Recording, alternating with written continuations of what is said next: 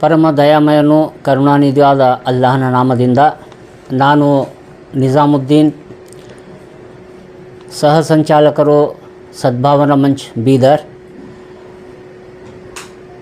ಇನ್ನು 2-3 ದಿವಸಗಳಲ್ಲಿ ನಾವು ಈದುಲ್ ಅಜಾ, ಸಾಮಾನ್ಯವಾಗಿ ಬಕ್ರೀದ್ ಅನ್ನುವಂಥ ಹಬ್ಬದ ಆಚರಣೆಯನ್ನು ಮಾಡ್ತಾ ಇದ್ದೇವೆ. ಈ ಹಬ್ಬದ ಎಲ್ಲ ದೇಶ ಬಾಂಧವರಿಗೆ ಶುಭಾಶಯಗಳು.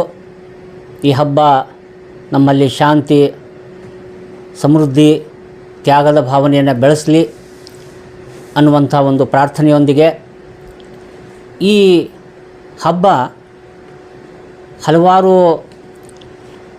ಪ್ರಾಮುಖ್ಯತೆಯನ್ನು ಹೊಂದಿದೆ. ಪ್ರವಾದಿ ಇಬ್ರಾಹಿಂ ಅಲೈಹಿಸ್ಸಲಾಂ ಹಾಗೂ ಅವರ ಹೆಂಡತಿ ಹಾಜರಾ ಬೀಬಿ ಹಾಗೂ ಅವರ ಮಗ ಇಸ್ಮಾಯಿಲ್ ಅಲೈಹಿಸ್ಸಲಾಮರ ತ್ಯಾಗ, ಬಲಿದಾನ ಹಾಗೂ ಅವರ ಸಹನೆಯ ಒಂದು ಪರಂಪರೆಯನ್ನು ನೆನಪಿಸುವಂಥ ಒಂದು ಹಬ್ಬ.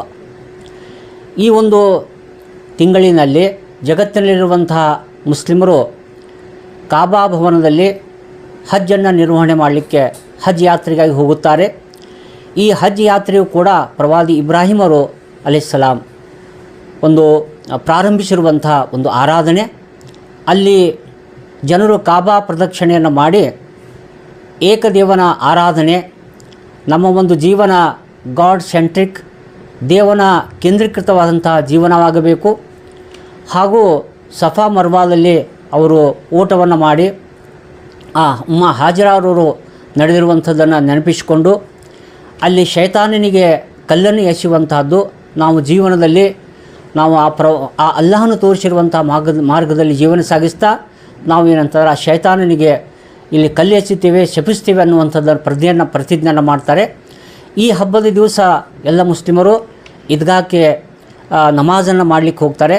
ಯಾವ ರೀತಿಯಲ್ಲಿ ನಾವು ಹಬ್ಬದಲ್ಲಿ ಹೋಗ್ತೇವೆ, ಅವನಿಗೆ ಕೃತಜ್ಞತೆಯನ್ನು ಸಲ್ಲಿಸಲಿಕ್ಕೆ ನಾವು ನಮಾಜನ್ನು ಮಾಡಿ ಪರಸ್ಪರ ಶುಭಾಶಯಗಳನ್ನು ಹಂಚಿಕೊಂಡು, ಮತ್ತು ಈ ಒಂದು ಪ್ರವಾದಿ ಇಬ್ರಾಹಿಂ ಅಲೈಹಿಸ್ಸಲಾಮರು ತಮ್ಮ ಮಗನನ್ನೇ ಒಂದು ಆ ದೇವರ ಇಚ್ಛೆಯ ಪ್ರಕಾರ ಬಲಿ ಕೊಡಲಿಕ್ಕೆ ಸಿದ್ಧರಾದಾಗ ಆ ಅಲ್ಲಾಹನು ಅವರಿಗೆ ನೀವು ಪರೀಕ್ಷೆಯಲ್ಲಿ ಇವತ್ತು ಪಾಸಾಗಿದ್ದೀರಿ, ನಾನು ನಿಮ್ಮ ಮಗುವಿನ ಬಲಿದಾನವನ್ನು ಬಯಸ್ತಾ ಇಲ್ಲ, ಒಂದು ಪ್ರಾಣಿಯ ಬಲಿದಾನವನ್ನು ನೀವು ಕೊಡಿ ಅನ್ನುವಂಥ ಒಂದು ಪರಂಪರೆ ಇವತ್ತು ಜಗತ್ತಿನಲ್ಲಿರುವಂಥ ಎಲ್ಲ ಮುಸ್ಲಿಮರು ಕೂಡ ಆಚರಿಸ್ತಾ ಬರ್ತಾ ಇದ್ದಾರೆ.